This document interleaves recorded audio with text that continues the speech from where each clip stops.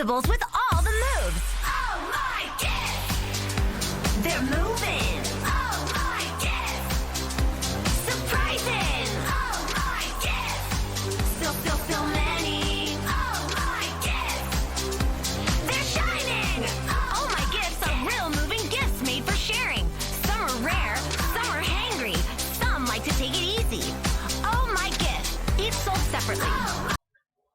What do you think of that? What a brilliant idea. They don't even have to create them. They just have to change them a little. They're in 3D. Nobody can sue them for stealing the gifts, and there's gifts everywhere.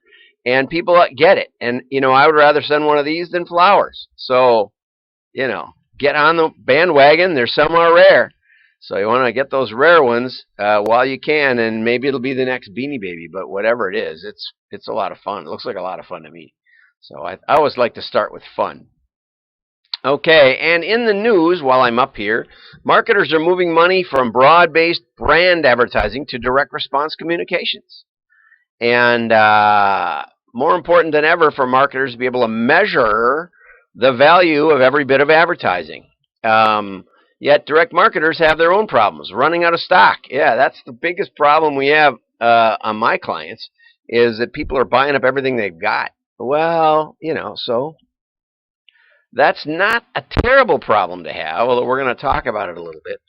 And so you say, well, if you're running out, maybe you want to go back to brand advertising. But Google and Facebook both attributed better than expected first quarter performance to brands moving money from more broad-based advertising back to direct response. So I don't know why that's not showing up. I'm missing that piece there. There we go. Kinda. I got to get the ads in there to get you to see it all. Okay. Well, enough of that. We'll get over to the PDFs now. Mexico, a beer shortage leaves Mexico in the lurch there, missing beer. And so it turns out that their biggest supplier of beer said, we've only got a 10-day supply, which is about over. And the average Mexican adult drinks 18 gallons of beer a year. Now, I looked up national or international beer consumption, and Mexico didn't make the top 10. So it's not that much beer. And maybe there still is tequila, I'm not sure. But Mexico's largest chain of convenience stores said it only had a 10-day beer left. Here's the interesting part, and part of the reason I wanted to share it, is that Facebook groups have popped up helping people locate beer at reasonable prices. This is where Facebook can help in a time of crisis. An increasingly rare commodity thanks to price gouging. Now, what's interesting to me about price gouging, because I suggested to my local grocer that they could sell the first little bottle of hand sanitizer for, regular price. And then the next little jar of hand sanitizer or bottle for, $1,000. So if people really wanted a second one, they could have it. We're not going to, or, maybe $100. And he said that would be totally illegal. That's price gouging. Now here's the problem with the price gouging laws. And I read about this in the Katrina. There's an old story where a lady comes into a butcher shop and she says, your hamburger is $10 a pound. Why are you charging so much? The guy across the street is only charging $3 a pound. And the butcher says, why don't you go buy it from him? And she says, he's out. Which just goes to show you, if you're running out of stuff, raising the price is the most fundamental principle of supply and demand. Is when you're running out, you raise the price. So you leverage it, right? Why? Because it gives you an incentive to go get more. And it gives the other guy across the street an incentive to go get more. If he all of a sudden realizes he could charge $10 a pound, it's worth driving farther to get more hamburger. And that can help in a crisis. So the conclusion of the article was somebody drove across the border to get beer at a regular price.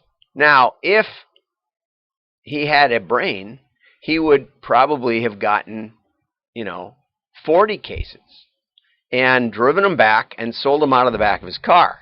If there are no price gouging laws in Mexico, and probably the beer distributors in Texas will say, hey, let's sell our beer in Mexico because we can get 3 times the price. And what does that do? That competition lowers the price in Mexico and it equalizes out. But with price gouging, you're stuck with no incentive to go get more. Think about it. That's what causes the toilet paper shortages. Toilet paper shortages, if they could charge any price they wanted, they would have all the incentive in the world to pay the truckers more, to pay the factory more, to get you more. And it'd be worth it, right? If you take a $10, jumbo pack of toilet paper and charge $15 for it. But our laws, our socialist laws, keep supply and demand, the most fundamental principle of economics, from working. Think about that the next time you vote blue. Their principles hurt everyone, just to tell you. Okay, so now there was a really good article about what to do when marketing budgets are limited. And it says, in times like these where every dollar counts, more than ever, marketing efforts are often scrutinized and marketing budgets become limited. And everybody thinks marketing budget scrutiny is a bad thing. But if you remember the bubble article from Friday, where almost every test says that digital advertising does not work anywhere close to the level that people say it does. And there are really great fraudulent practices within companies about how digital works, about how to rig the attribution. You rig the attribution by putting ads on huge sites that cover pretty much everybody.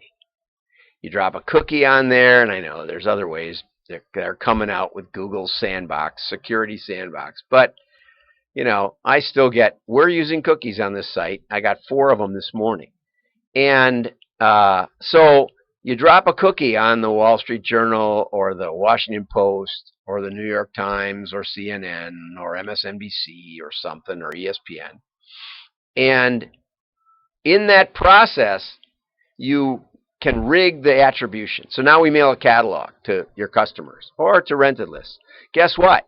A high majority of those people have the cookie. And now they order. And they didn't even see the ad. They don't remember. Right? But guess what? The digital guys come in and they say, well, yeah, you got some orders from this catalog, but we're going to take everybody that already has our cookie when you mailed them because they were ready to mail anyway. You're just reinforcing our activity already, so we should get the credit. We're first touch. We went and found them for you. See that?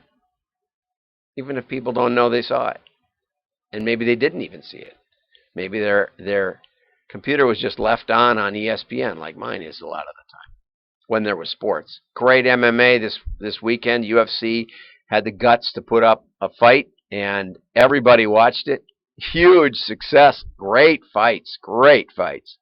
So anyway, we're going to be covering this again tomorrow. We're going to dip into Target Tuesday again, and we're going to explain to you how to handle limited budgets and how to handle the .com advertising bubble. I'm John Miglosh. Have a great day. Like and share. Your friends will think you're smart. Bye-bye.